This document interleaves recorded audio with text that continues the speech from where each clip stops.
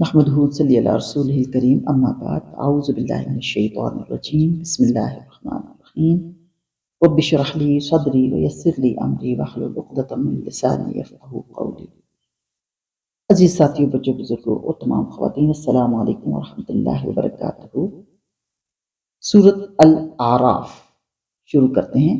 لیکن اس سے پہلے ہم اس کا تعارف لیں گے۔ اس کا زمانہ نزول کیا ہے، اس میں کیا کیا چیزیں بیان کی گئی ہیں، سب سے پہلے ہم اس کو جانتے ہیں۔ اعراف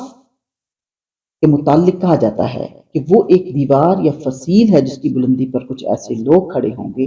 جن کی نیکی اور گناہ برابر ہوں گے۔ اس سورت کا نام اعراف اس لیے رکھا گیا ہے کہ اس کی آیات 46 اور 47 میں اعراف اور اصحاب کا ذکر آیا ہے۔ گویا اسے سورہ اعراف کہنے کا مطلب یہ ہے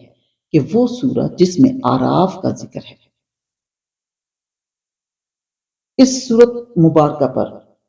غور کرنے سے واضح طور پر محسوس ہوتا ہے کہ اس کا زمانہ نزول تقریباً وہی ہے جو سورہ الانعام کا ہے۔ یہ بات تو یقین کے ساتھ نہیں کہی جا سکتی کہ یہ پہلے نازل ہوئی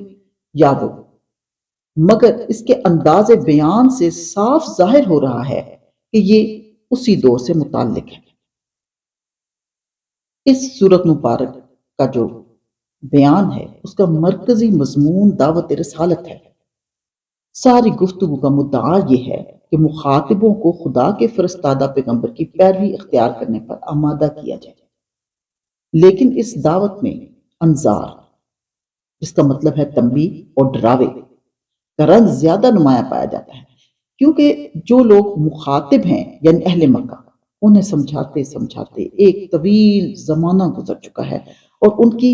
گراں گوشی، ہٹ دھرمی اور مخالفانہ ضد اس حد کو پہنچ چکی ہے کہ ان قریب پیغمبر کو ان سے مخاطبہ بند کر کے دوسروں کی طرف رجوع کرنے کا حکم ملنے والا ہے۔ اس لیے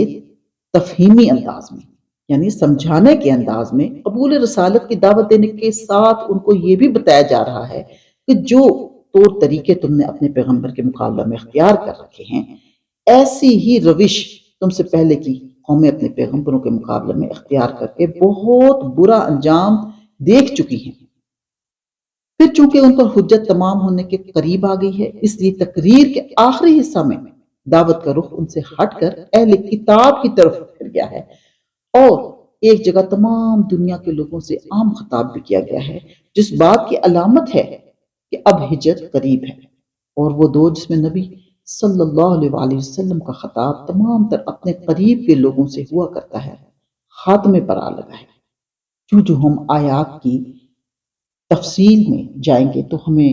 یقینی طور پر یہ بات سامنے آئے گی کہ خطاب کا رخ یہود کی طرف بھی پھر گیا ہے۔ اس لیے ساتھ ساتھ دعوت رسالت کے اس پہلو کو بھی واضح کر دیا گیا ہے کہ پیغمبر پر ایمان لانے کے بعد اس کے ساتھ منافقانہ روش اختیار کرنے اور سننے سمجھنے اور طاعت کا عہد استوار کرنے کے بعد اسے توڑ دینے اور حق اور باطل کی تمیز سے واقف ہو جانے کے بعد باطل پرستی میں غرق رہنے کا انجام کیا ہے۔ پھر سورت مبارکہ کا آخری حصہ ہے جس میں نبی صلی اللہ علیہ وسلم اور آپ کے صحابہ کو حکمت